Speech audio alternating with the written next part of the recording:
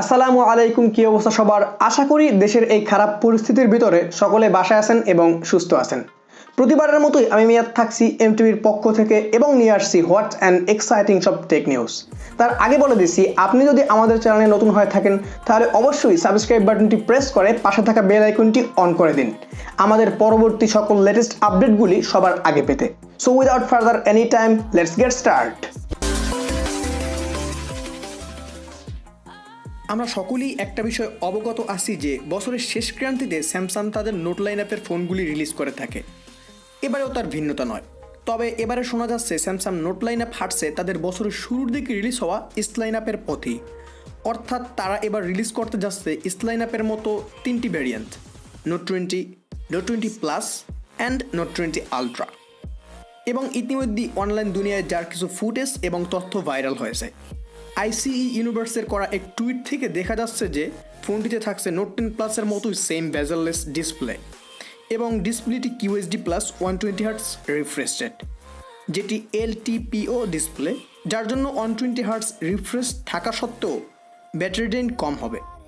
Chipset হিসেবে ফোনটিতে থাকছে কোয়ালকম স্ন্যাপড্রাগন 865 প্লাস এবং ক্যামেরা ডিপার্টমেন্টে আসছে বিশাল পরিবর্তন। ফুটেজগুলো থেকে দেখা যাচ্ছে ফোনটির পিছনে থাকছে S20 আলট্রার মতো বিশাল ক্যামেরা বাম্প এবং সেম হার্ডওয়্যার। তাছাড়া নোট লাইন আপের স্টাইলিস্ট এস পেনে থাকছে নতুন নতুন সব অসাধারণ ফিচার। ফোনটির বেস ভ্যারিয়েন্টটির প্রাইস শুরু হতে পারে $999 থেকে এবং আলট্রা ভ্যারিয়েন্টটির প্রাইস হতে পারে $1400 পর্যন্ত। সো এই ছিল মোটামুটি নোট 20 এবং নোট 20 আলট্রা নিয়ে কথাবার্তা। এবার একটু প্রসঙ্গ চেঞ্জ করা যাক। বাংলাদেশের মার্কেটে চলে আসছে পোকো F2 Pro, যদিও ফোনটি অফিসিয়ালভাবে এখনও আসেনি। ফোনটিতে ব্যবহার করা হয়েছে পপ আপ মেকানিজম, যার জন্য এর ফ্রন্ট সাইডে থাকছে 6.67 ইঞ্চি ফুল ভিউ ডিসপ্লে। এর ব্যাক সাইডে ক্যামেরা হিসেবে রয়েছে 64 megapixel main shooter, 13 megapixel ultra wide, 5 megapixel telephoto এবং বেটার পোর্ট্রেটের জন্য রয়েছে 2 megapixel depth sensor. Selfie shooter হিসেবে ফোনটিতে রয়েছে motorised pop up 20 megapixel shooter. আরও থাকছে 4700 মিলিয়াম পাওয়ারের জায়ান্ট ব্যাটারি। ফোনটিতে প্রসেসর হিসেবে ব্যবহার করা হয়েছে কোয়ালকম স্ন্যাপড্রাগন 865।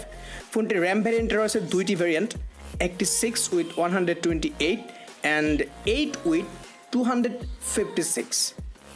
যদিও ফোনটি বাংলাদেশের কিছু কিছু শপে আনঅফিসিয়ালি অ্যাভেলেবেল, তারপরেও ফোনটির প্রাইস ফিক্সড প্রায় বলা যাচ্ছে না। তাই ফোনটির প্রাইস জানতে ডিসক্রিপশন বক্স ফলো করুন।